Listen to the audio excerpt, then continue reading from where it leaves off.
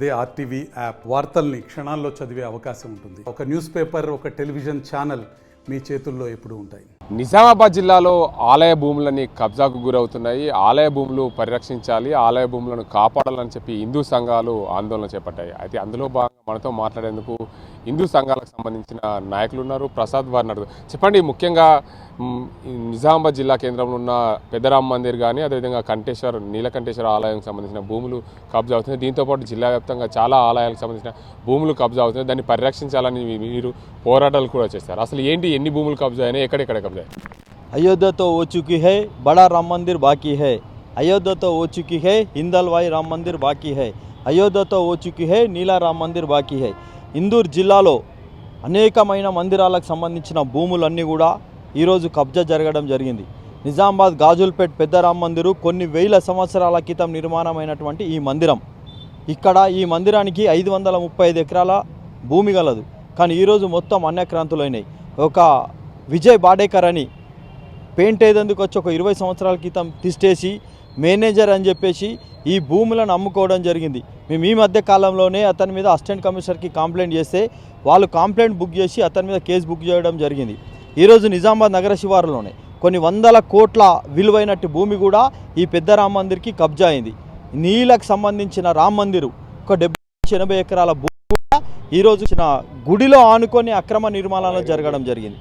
జెండా బాలాజీకి సంబంధించిన భూములు కూడా కబ్జా చేయడం జరిగింది. అదే చూడండి, ముఖ్యంగా కంఠేశ్వర ఆలయానికి సంబంధించి కానీ, బడరామ మందిర్కి సంబంధించి మీరు పోరాటం చేశారు. ఆలయ భూములని కబ్జాకు గురైన వారిపైన కేసు నమోదు చేయడం కదా, భూములని రికవరీ చేయాలని. అసలు ఎంతవరకు వచ్చింది, మీ దృష్టికి ఏమైనా వచ్చారు? మేము గతంలో 3 సంవత్సరాల నుంచి దేవాలయ పరిరక్షణ సమితి ఆధ్వర్యంలో ఉద్యమం చేస్తే ఇప్పటివరకు కబ్జా అయినటువంటి భూములు ఒక 150 ఎకరాల భూములు తిరిగి వచ్చినాయి. ప్రతి భూములు ఎక్కడైతే మందిరానికి సంబంధించిన భూములు ఉన్నాయో అసిస్టెంట్ కమిషనర్ గారు స్పందించి భూముల దగ్గర బోర్డులు వాతడం జరిగింది.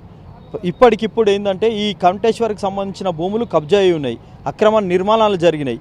మేము పోరాటం, దేవాలయ పరిరక్షణ సమితి పోరాటంతో ఈరోజు కబ్జాలదారుల నుంచి మెల్లిమెల్లిగా రికవరీ చేస్తున్నారు. కబ్జా చేసిన వాళ్ళకి నోటీసులు ఇవ్వడం జరిగింది. ఇది మెల్లమెల్లంగా సాధ్యమవుతుంది. అంటే గత ప్రభుత్వము చూడకుండా పోవడం ఈ కబ్జాలకు గురైనాయి అంటారా? వాస్తవం కూడా ఎండోమెంట్ డిపార్ట్మెంట్ అనేది ఒక సపరేట్ డిపార్ట్మెంటు. దేవాలయ పరిరక్షణ సమితి చేయడానికి కోసమే ఒక డిపార్ట్మెంట్ ఉంది. గతంలో ఉన్న అధికారులు నిమ్ముకు నేరెత్తనట్టుండి కరప్షన్కు అలవాటు పడి కబ్జా అవుతున్నప్పటికీ చూడనట్టు వ్యవహరించారు. ఆ ప్రభుత్వం కూడా అట్లనే ఉండే. ఆ దృష్టిలో పెట్టుకొని ఒక ఆలయ పరిరక్షణ సమితి ఏర్పాటు చేసుకొని ఉద్యమం చేసుడుతోటే ఈ మాత్రం మిగులుతున్నాయి, ఈ మాత్రం తిరిగి రాగలుగుతున్నాయి. చివరిగా ఏం చేయాలనుకుంటారు? ఆలయ భూములన్నింటినీ ఎలా కాపాడాలనుకుంటారు మీరు పరిరక్షణ సమితి? 100కు 100% మా ప్రాణాలైనా అర్పిస్తాం. దేవాలయాల భూములు, ఆస్తులు కాపాడుతాం. ఎందుకంటే దేవుడు లేనిదే మనం లేము. దేవాలయాల ఆస్తులు అన్యక్రాంతం అయితే మేము అనేక సందర్భాలలో రిప్రజెంటేషన్ చేసినాము, ఉద్యమం చేసినాము, ర్యాలీలు చేసినాము. మొన్న మున్సిపల్ ఆఫీస్ని కూడా ఈ అక్రమ కట్టడాలను కూల్చివేయాలని చెప్పి ధర్నా చేయడం జరిగింది. బరోబ్బర్ ఇంచు జాగా ఓనియకుండా ఈ దేవాలయాల కోసం మేము పోరాటం చేస్తామని చెప్పేసి మా దేవాలయ పరిరక్షణ సమితి తరఫున మేము హెచ్చరించడం కూడా జరుగుతుంది. అనుకొని ఉన్న ఈ అన్నమతస్తుల షాపులు ఏవైతే ఉన్నాయో దాన్ని తొలగించాలని చెప్పేసి మేము ఉద్యమం చేస్తున్నాం. ఈ ఉద్యమంలో భాగంగా మా మీద అక్రమ కేసులు కూడా పెట్టడం జరిగింది. మేము ఫేస్ చేస్తాం ఆ కేసులని. కంఠేశ్వర్ గుడిలో ఆనుకొని ఉన్న ఈ కట్టడాలను కూడా తొలగించాలని మేము ఒకటే కోరుతున్నాం. ఇందూరు ప్రజలారా, మన దేవాలయాల ఆస్తులను కాపాడాలా, మనం ఎక్కడనో పోయి కొట్లాడాల్సిన అవసరం లేదు. మన కండ్ల ముందల నీలకంఠేశ్వర్కి సంబంధించిన గుడిని ఆనుకొని అక్రమ నిర్మాణాలు కావచ్చు, శంభుని గుడిని ఆనుకొని ఉన్న అక్రమ నిర్మాణాలను, ఆ అన్నమతస్తుల షాపులను తొలగించాలని చెప్పేసి మా ప్రధాన డిమాండు, మా ప్రధాన పోరాటం కూడా ఇదే. మొత్తానికి చూసుకోవచ్చు, నిజామాబాద్ జిల్లాలో ఉన్న ఆలయ భూములన్నింటినీ కూడా కాపాడాలి. ఎక్కడైతే కబ్జాకు గురైన ఆలయ భూములు వాటి అన్నింటినీ కూడా రికవర్ చేయాలి. మేము ఆలయ పరిరక్షణ కమిటీకి సంబంధించిన భూములను కాపాడేందుకు మేము పోరాటాలు చేస్తున్నాం. నిజామాబాద్ పట్టణంలో ఉన్న నీలకంఠేశ్వర ఆలయం కానీ, అదేవిధంగా శంభుని గుడి ఆలయం కానీ, పక్కన ఉన్న కట్టడాలను కూడా కూల్చాలని చెప్పి కోరుతున్నామని చెప్పి మా పైన కేసులు పెట్టారు. కేసులు ఎత్తేయాలని చెప్పి కూడా డిమాండ్ చేస్తున్నాం. మొత్తానికి ఉమ్మడి నిజామాబాద్ జిల్లా వ్యాప్తంగా ఉన్న ఆలయ భూములన్నీ పరిరక్షించాల్సిన అవసరం ఎంత ఉంది. గతంలో ఉన్న ప్రభుత్వము, అధికారులు కూడా నిమ్మకు నీరెత్తకుండా కబ్జాకు అవుతున్నా కానీ చూడనట్లు వివరించడం వల్ల భూముల అన్ని కబ్జా అయ్యాయని చెప్పి చెప్తున్నారు. ఇది ఇక్కడ పరిస్థితి. నిజామాబాద్ జిల్లాలో ఉన్న ప్రధాన ఆలయాల భూములు కబ్జా అవుతున్నాయి. ఎక్కడెక్కడ కబ్జా అయ్యాయి, వాటిని ఏం చేశారనే అంశానికి సంబంధించి ఆలయాలకు సంబంధించిన ఈవో ఉన్నారు, వారిని అడుగుదాం. చెప్పండి, ముఖ్యంగా నిజామాబాద్ జిల్లా కేంద్రంలో ప్రధానంగా నీలకంఠేశ్వర ఆలయము పెదరామ మందిర ఆలయాలకు సంబంధించిన భూములు కబ్జా అయ్యాయి. ఆ కబ్జా అయిన భూములను ఎలా రికవరీ చేస్తున్నారు, ఇప్పటివరకు ఎవరిపైన కేసులు పెట్టారా, ఎన్ని భూములు కబ్జా అయ్యాయి, ఆలయాలకు సంబంధించిన ఎన్ని భూములు ఉన్నాయి? రీసెంట్లీ నీలకంఠేశ్వర ఆలయం ఒక మన భూమి వర్ణి రోడ్లో గలదు. దాంట్లో ఒక వ్యక్తి అనధికారికంగా బిల్డింగ్ నిర్మిస్తుంటే మా పై అధికారుల ఆదేశానుసారము అక్కడికి వెళ్ళి డిమాలిష్ చేయడం జరిగింది.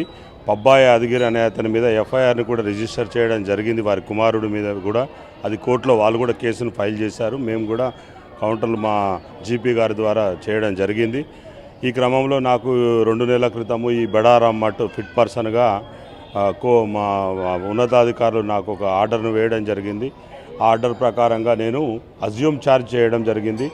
అజ్యూమ్ అంటే వారు మనకు ఛార్జ్ ఇయ్యరు, మనము అన్ని పంచనామా చేసి వారి రికార్డులను స్వాధీనం చేసుకోవడం జరుగుతుంది. తాళాలను బద్దలు కొట్టి మా సిబ్బందితోటి వెళ్ళి మేము బద్దలు కొట్టి చేసుకున్నాము.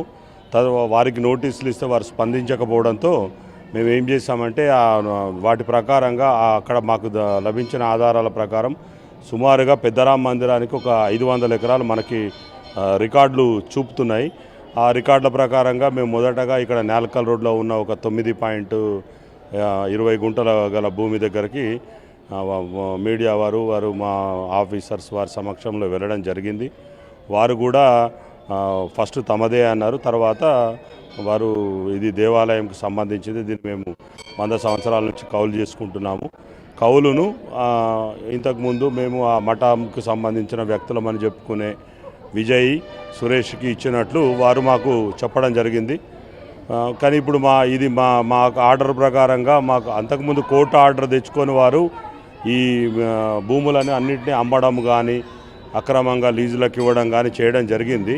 ఈ క్రమంలో మేము గుర్తించింది ఏంటంటే మొత్తము ఫోర్జరీలు చేసుకుంటూ ఆ కౌళ్ళని మాత్రము బ్యాంకులో జమ కట్టకుండా వారి సొంతానికి వాడుకుంటున్నట్లు, అలాగే పలు ఫోర్జరీ చెక్కులు కానీ యూజ్ చేసినట్టుగా కూడా రికార్డులు అన్నీ మాకు ఇదైపోయింది. మేము మోకాంబీదికి వెళ్ళిన దగ్గరల్లా వీరిద్దరి పేర్లే వారు కౌలుదారులు చెప్తున్నారు. ఆ రసీదులు కూడా వీరు స్వామీజీ ఇచ్చినట్లుగా దొంగ రసీదులు ఇచ్చారు ప్రతి దగ్గర. దాని ప్రకారంగా మేము ఏం చేసినామంటే వారి మీద 2 టౌన్లో ఎఫ్ఐఆర్ను రిజిస్టర్ చేయించడం జరిగింది వారం క్రితము. అవి 420, 465 రెడ్ విత్ 34. అయితే ఈ కేసులు నమోదు చేశారు కదా, ఆ భూములు మీ ఆలయానికి కబ్జాలకు ఎప్పుడు వస్తాయి, దానికి సంబంధించి ఎలా పరిష్కారం దిశగా ప్రయత్నాలు చేస్తున్నారు? మేము ఆల్రెడీ వాళ్ళకి ఫోన్లు చేయడం జరిగింది. అందులో ఒకరు స్పందించి మాకు కౌలు కట్టడం కూడా జరిగింది. అదేవిధంగా 8 మండలాలలో గల ఈ మా భూములు, ఎందుకంటే ఇవి మహారాష్ట్రలో ఉన్నాయి. నాందేడ్లో ఒక 180 ఎకరాలు ఉంది, ఆదిలాబాద్లో 150 ఎకరాలు ఉన్నది, నిజామాబాద్లో ఒక 200 పైచిలకు ఎకరాలు ఉన్నాయి కదా. దీన్ని మేము ఏం చేస్తున్నామంటే మా ఏసీ గారి ద్వారా ఈ ఎంఆర్ఓలు అందరికీ లెటర్లు పెట్టించి మాకు సర్వే చేయించి ఇస్తారని చెప్పి మేము 8 మండలాలకు లెటర్లు ఇవ్వడం జరిగింది. మొదటగా మేము నేలకల్ మోపాల్ మండలంలో బాడ్సి, మోపాల్ ఈ విలేజ్లన్నీ సర్వే మేము వెళ్ళి మోకా మీదకి వెళ్ళి కౌలుదారులను కలిసి ఇక మీదట వారికి చెల్లించవద్దని, మాకే ఎండోమెంట్ దేవాదాయ శాఖకు వచ్చింది కాబట్టి దీనికి చెల్లించాలని చెప్పి వారు కూడా వాళ్ళ అంగీకరించారు. అది ప్రాసెస్లో ఉంది. వాళ్ళు కూడా అంటే ఆల్రెడీ మొన్న అయిపోయింది కాబట్టి సీజన్కి వాళ్ళు కట్టి ఉన్నారు, రసీదులు ఉన్నాయి వాళ్ళ దగ్గర. కాకపోతే అక్రమంగా వీళ్ళు వసూలు చేసి వీళ్ళు బ్యాంకులో జమ చేయకుండా సొంతానికి వాడుకుంటున్నారు కాబట్టి వారి మీద ఎఫ్ఐఆర్ చేయించడం జరిగింది. ఓకే, ఇప్పుడు కంటేశ్వర ఆలయానికి సంబంధించిన భూములు అవి రికవరీ అయ్యాయా? ఇంకా ఎన్ని ఎకరాల భూములు ఉన్నాయి కంటేశ్వరకు సంబంధించి, ఎంత ఉంది ఇప్పుడు? కంటేశ్వర భూమిలో 341, 342 మనది ఉంది. యాక్షన్ చేసిన భూమి అది కోర్టు కేసులో ఉంది కాబట్టి అది ఆల్రెడీ ఉంది ఇక్కడనే బైపాస్లో.